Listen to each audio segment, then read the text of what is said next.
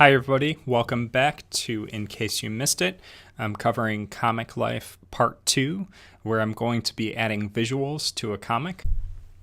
Last time I focused a lot on how to write scripts and prepare scripts to be turned into comic books. This time I'm going to focus more on the visual layout. If you're joining me just to figure out how to lay out a comic and add the visuals and avoid the pre-writing that I suggested with the scripts, you can jump right into a template and skip ahead to one of the next chapters of this YouTube video.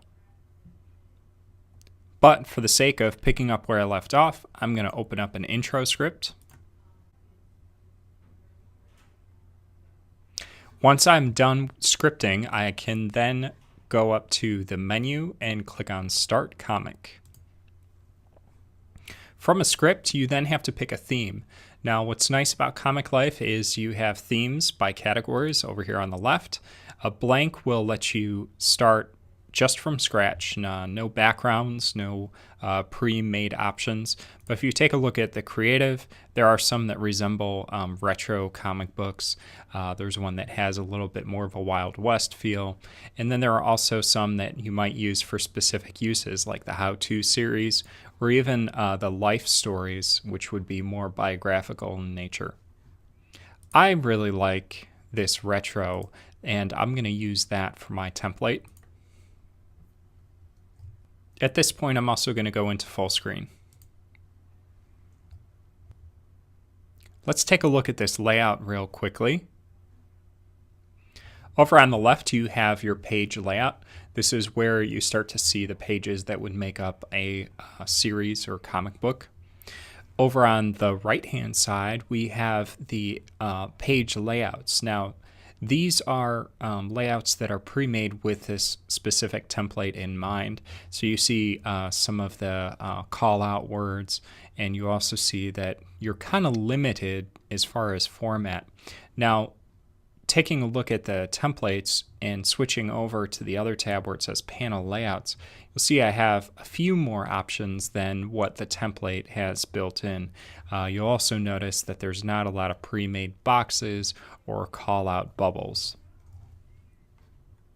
In order to add another page to my comic book, because I know my script will probably go beyond these 4 panels here, I'm going to drag another page over into my work area here at the bottom and drop that in to add the other page. Once I'm comfortable with the text and the character dialogue that I have laid out, it's really easy to drag these tags, these visual tags, into my comic book. So let's say, for example, I need to drop in this caption. I'm going to grab that icon next to the word caption. I'm going to drop it in. It drops in the text that was part of that caption, and it formats it in that caption box. We can do the same thing with a sound effect. But I could also add extra pieces that I might need that may not have been in my script. For that, I'm going to look at the bottom here.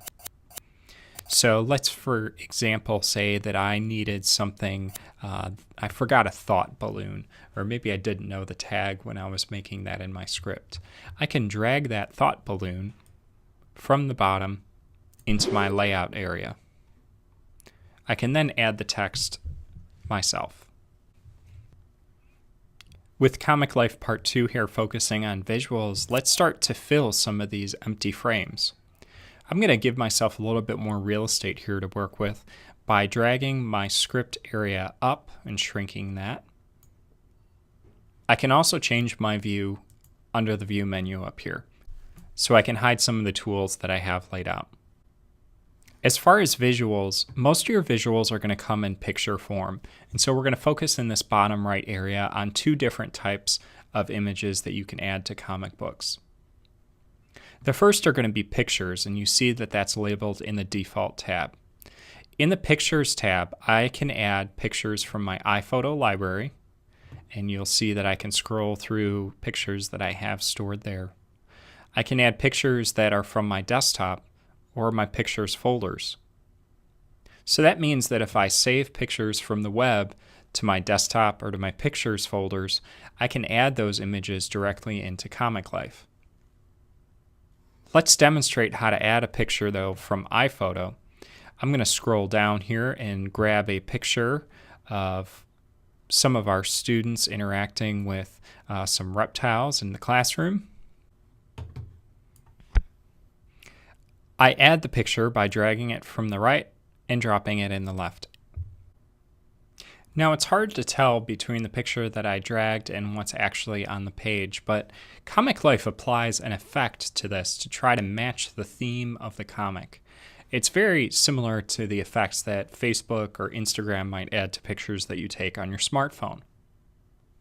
However, I can change the look of these pictures and add a more comic book feel by first double-clicking on the picture and then going up to the Inspector tool and selecting what looks like a little puppy icon. And then I can make adjustments to the image that I dropped in there. There are other filters that I can apply, so I can make this picture look more black and white, or I can add some effects that make it look sketched by hand. It all depends on how I want my comic book to look. Closing out of Inspector, I want to transition over to the camera option. I had a quick little interruption there which caused me to quit ComicLife and start from scratch. But this is going to be a good opportunity for me to show you a different theme.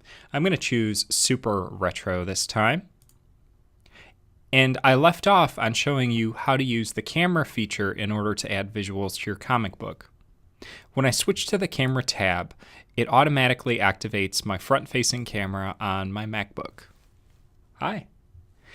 Now that front-facing camera is really good for me to use if I wanted to pose different images, perhaps have students work in groups to do some Tableau activity where they pose and then drop those pictures into their comic books. Now the trouble with that is that right now, if I were to grab this picture and drop it in, it's going to drop wherever I last was. I can freeze the frame using this button up at the top once I get a pose correct.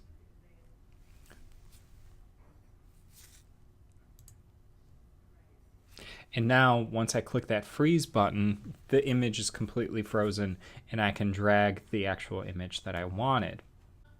Take a look at the different filter that is part of this theme. Now I have something a lot more ink dotted. And remember that if I go up to Inspector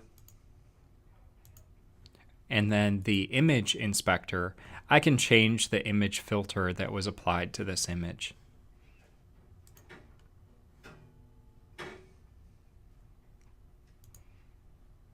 Once I click unfreeze, the video feed pops back up again, so now I can go and freeze in a different pose.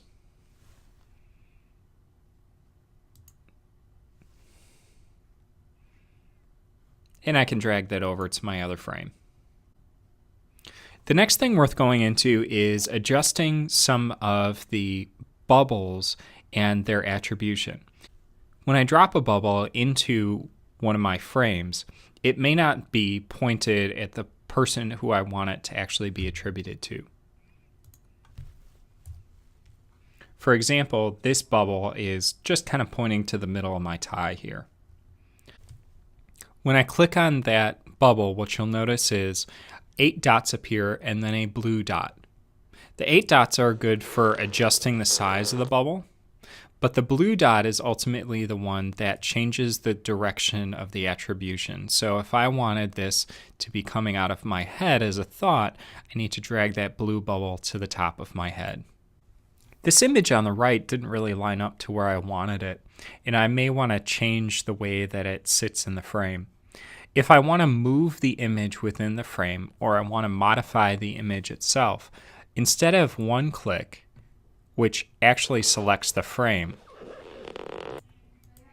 I need to double click on the image itself.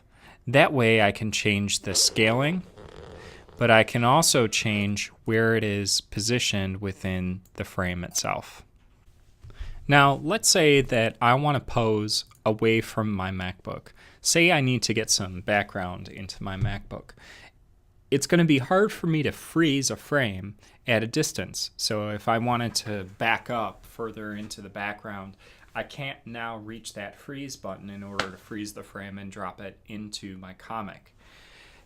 For situations like these, and also for situations where you might want to have extra effects that may not be possible within ComicLife itself, you might consider app smashing and combining PhotoBooth with ComicLife. Here's what I mean by that. I'm going to open up PhotoBooth. When PhotoBooth opens up, I have an option to take 4 quick snapshots. So this would be a really easy way for me to catch something that has a lot of action in it.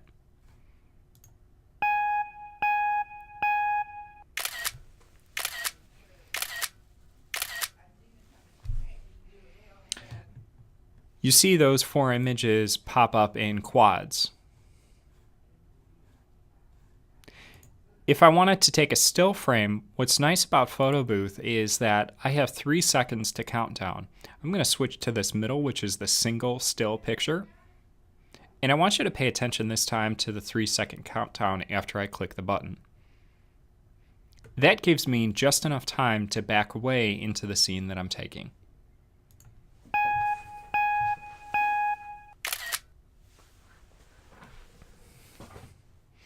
So that image is frozen at a distance, and it also was frozen and taken without me having to come back and click it after I struck the pose.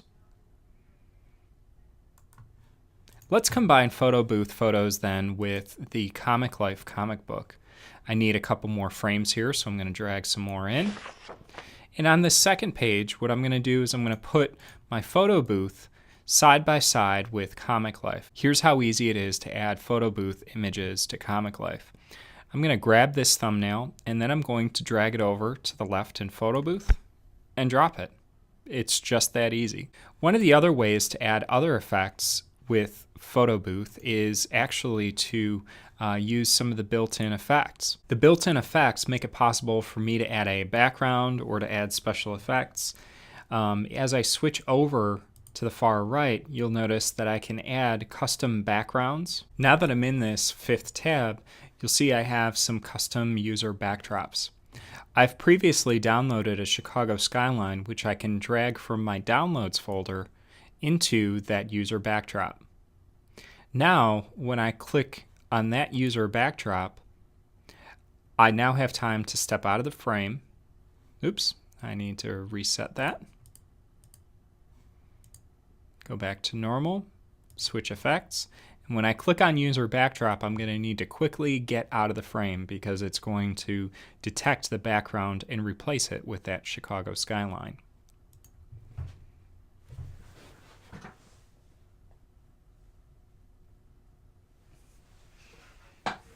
And look, now I appear with that Chicago background. I have a very busy background in my office. This works a lot better if you start this with a white background. As you can see, a couple of things are actually coming through this effect.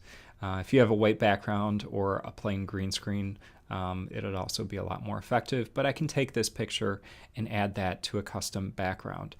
That effect allows you to have an assignment where students perhaps write a comic book about traveling to different places, if you're teaching world geography or world language even. So clicking on that button lets me pose. And now I have that image to be dropped into ComicLife. So this was ComicLife Part 2, which focused on visualizing comic books.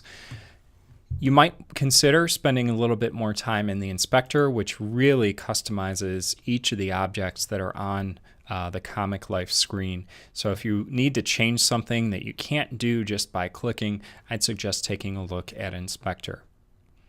Check out my website or YouTube channel for other in case you missed it tutorials just like this one.